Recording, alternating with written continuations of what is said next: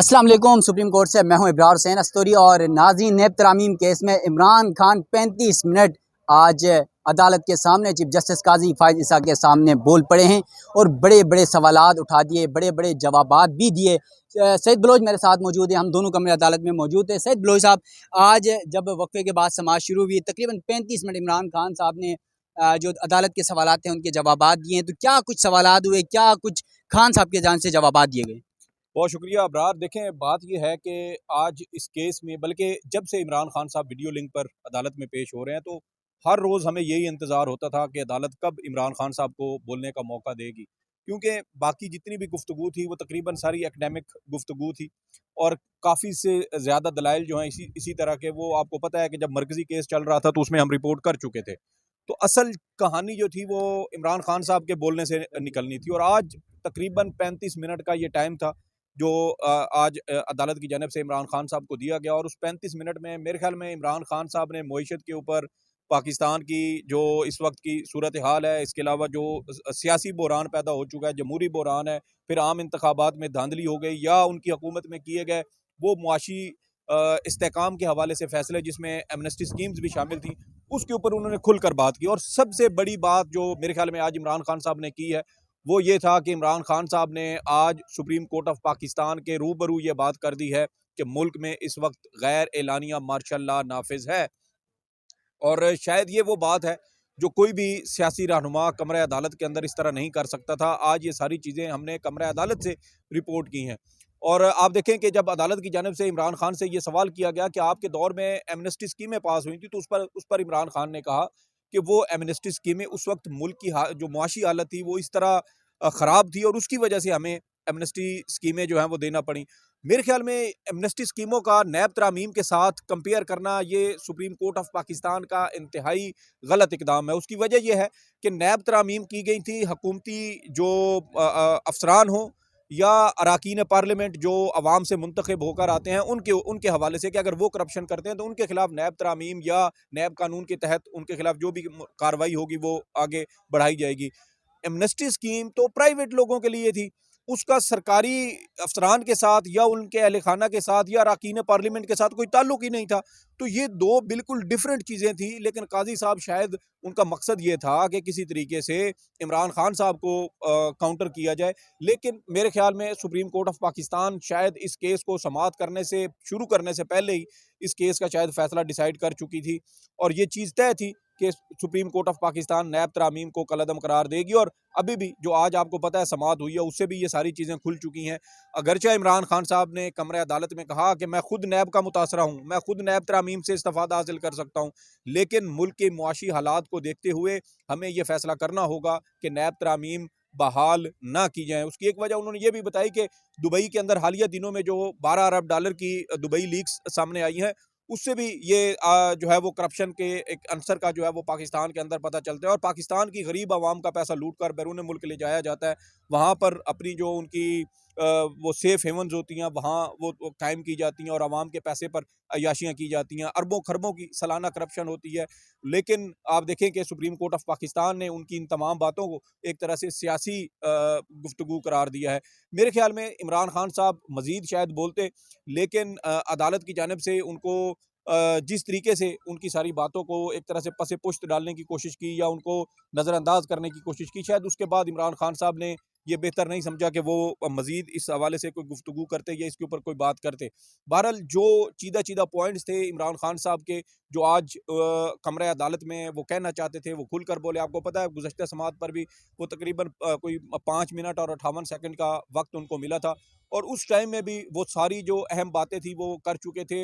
आज फार्म 45 के हवाले से उन्होंने अदालत के सामने फिर तज़किरा किया। उन्होंने कहा कि वो पार्लियामान जो फार्म 45 के ज़रिए वजूद में आए, उस पार्लियामान को ये हक है कि वो इस तरह नैब तरामीम या जो दीगर मुतलका कवानीन है आइनी तरामीम करनी हो वो पार्लियामान कर सकती है। तो उस पर फिर अदालत की जानिब से कहा गया कि आप फार्म 45 के हवाले से गुफ्तगू ना करें, हो सकता है कि ये मामला दोबारा हमारे सामने आए और उस वक्त फिर हमें इसके ऊपर अगर फैसला करना पड़े तो इसलिए इन चीज़ों के ऊपर आप गुफ्तगू ना करें।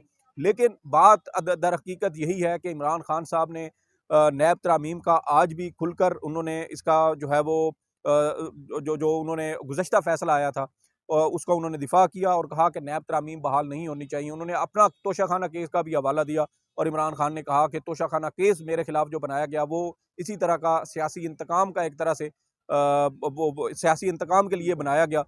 मेरी तकरीबन कोई पौने 2 करोड़ रुपए की वो घड़ी थी, जिसकी मालियत 3 अरब रुपए लगवाई गई और मेरे ऊपर ये इल्ज़ाम लगाया गया कि मैंने जो उसकी मार्केट प्राइस थी उससे कम कीमत ज़ाहिर की और मेरे खिलाफ ये करप्शन का केस बनाया गया।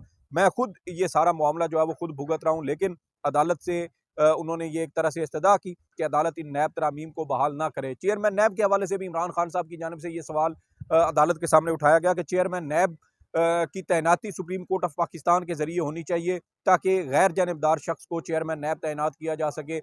नैब के मिस यूज़ ऑफ अथॉरिटी के हवाले से इमरान खान ने आज गुफ्तगू की और उस पर भी इमरान खान ने कहा कि बजाय इसके कि आप नैब के पर उतर दें, उसको ख़त्म कर दें, उसको एक तरह से बिल्कुल उज़्व मुअत्तल की तरह बना दें, उससे बेहतर ये है कि आप नैब की स्क्रूटनी करें, उसमें अच्छे और जो काबिल गैर जानिबदार लोग हैं उनकी तैनातियाँ करें।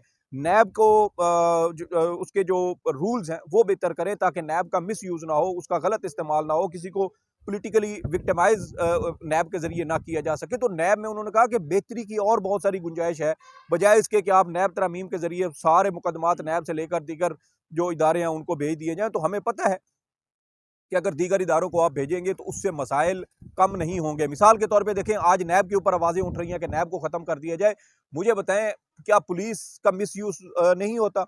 क्या जो इस वक्त पाकिस्तान के अंदर हालात हैं, कल कल आप देखें कि जस्टिस अतर मिनल्ला साहब का नोट आया जो इस बेंच में शामिल हैं और उनके नोट में उन्होंने तस्लीम किया है कि पाकिस्तान की अदलिया और इस्टेब्लिशमेंट मिलकर जो है वो सियासतदानों को निशाना बनाते रहे हैं। तो ये फिर इसका मतलब ये है कि हमें जो पाकिस्तान की अदलिया है फिर उसको भी ख़त्म कर देना चाहिए, सुप्रीम कोर्ट ऑफ पाकिस्तान को भी ख़त्म कर दें, क्योंकि जस्टिस अतर मिनल्ला साहब तो कह रहे हैं कि ये जो सुप्रीम कोर्ट है ये साबिक वज़ीर-ए-आज़म नवाज शरीफ, साबिक वज़ीर-ए-आज़म जुल्फ़िकार भुट्टो, बेनज़ीर भुट्टो और अब मौजूदा दौर में देखें तो इमरान खान साहब के खिलाफ ये इस्तेमाल होती रही है। तो फिर हमें सुप्रीम कोर्ट को भी बंद कर देना चाहिए, पुलिस को बंद कर दे, हर वो इदारा जो मिसयूज़ हो रहा है किसी भी तरह से फिर उसको बंद कर दे। तो इसलिए नैब को बंद करना, उसको ख़त्म करना ये मसले का हल नहीं है। नैब को ख़त्म करने के हवाले से आवाज़ें क्यों उठती हैं? सबसे अहम सवाल ये है। उसकी वजह ये है कि नैब गरीबों पर हाथ नहीं डालता। नैब आपकी एलीट को टारगेट करता है, वो एलीट जो इस मुल्क से पैसा लूट कर बाहर ले जाती है, जो पार्लियामान में आते हैं और सिर्फ करप्शन करने के लिए आते हैं, जो मुख्तलिफ मनसूबों के अंदर किकबैक्स लेते हैं, जो मुख्तलिफ मनसूबों के अंदर से करप्शन करते हैं। आप देख लें कि नंदीपुर पावर प्लांट उसकी क्या हालत है। इसके अलावा जो मुल्क में दीगर जो प्रोजेक्ट्स लगाए गए हैं उसमें अरबों खरबों की करप्शन की जा रही है। आप आईपीपीज़ का मंसूबा देख लें, महंगे दामों बिजली के मंसूबे लगाए गए और उसकी वजह से आज कैपेसिटी पेमेंट जो है वो 3,000 अरब रुपए तक वो पहुंच चुकी है और वो सारे आवाम की जेब से निकाले जाए ना। तो ये मंसूबे किसने लगाए? ये इन्हीं सियासतदानों ने लगाए, इन्हीं वुज़रा ने लगाए, इन्हीं जो हुकूमतों में आने वाले लोग हैं इन्होंने लगाए। तो अब अगर एक सियासतदान जो उन्हीं के अंदर से उठकर ये कह रहा है कि अब ये करप्शन ख़त्म होनी चाहिए, मुल्क को आगे बढ़ना है, तो पाकिस्तान को करप्शन के खिलाफ लड़ना होगा। और इमरान खान ने ये भी कहा कि इस वक्त मुल्क के जो हालात हैं आगे हमें सिर्फ अंधेरा नज़र आ रहा है।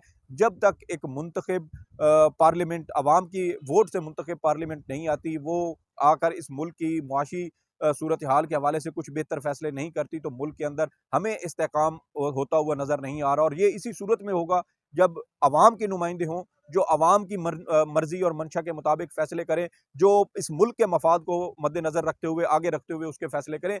ये नहीं होना चाहिए जिस तरह अभी आप देखें कि सोलर बिजली पहले अवाम को उस पर जो है वो तरगीब दी गई, जब अवाम उसके ऊपर इन्वेस्टमेंट करने लगी तो अब कहा जा रहा है कि सोलर के ऊपर भी फिक्स्ड चार्जेस का जो टैक्स है वो लगेगा। तो ये चीज़ें नहीं होनी चाहिए, हुकूमतें इस तरह पॉलिसी नहीं बनाती। अब सोलर पैनल की इंपोर्ट से कितने लोगों ने ड्यूटी फ्री वो पैनल इंपोर्ट करवाए, कितने ने उसमें छूट ली, कितने अरबों खरबों का फ़ायदा लिया गया। अब इसका कोई जो है वो हिसाब किताब नहीं है। नैब को कहा गया कि 49 करोड़ 99,99,999 रुपए की करप्शन होगी तो नैब हाथ नहीं डाल सकेगा। 1 रुपए ऊपर हो गया, 50 करोड़ की हो गई तो आप नैब के शिकंजे में आ जाएंगे। अच्छा सैयद बलोच साहब, यकीनन ये तो माजी और मुस्तकबिल की पेशन गोइयाँ हैं, माजी में क्या कुछ हुआ। लेकिन आज कमरे अदालत में इमरान खान ने जब 35 मिनट उनको मिले, चीफ जस्टिस काजी फायद इसाज जिस तरह हमेशा अदालत में बहुत ज़्यादा बोलते थे, पहले तो आज वो समाज में बहुत कम बोले, शुरू में इमरान खान जब बोल रहे थे। लेकिन आज यहाँ पर जब इमरान खान ने साइफर केस और इमरान खान की हुकूमत गिराने के मामले पर बैरूनी मुदाखलत का तज़किरा किया, तो फिर चीफ जस्टिस काजी फायज़ साहब को बोल पड़े। क्या बोला उन्होंने, और किस तरह इमरान खान का की जो बातें थी उसको मोड़ने की कोशिश की गई?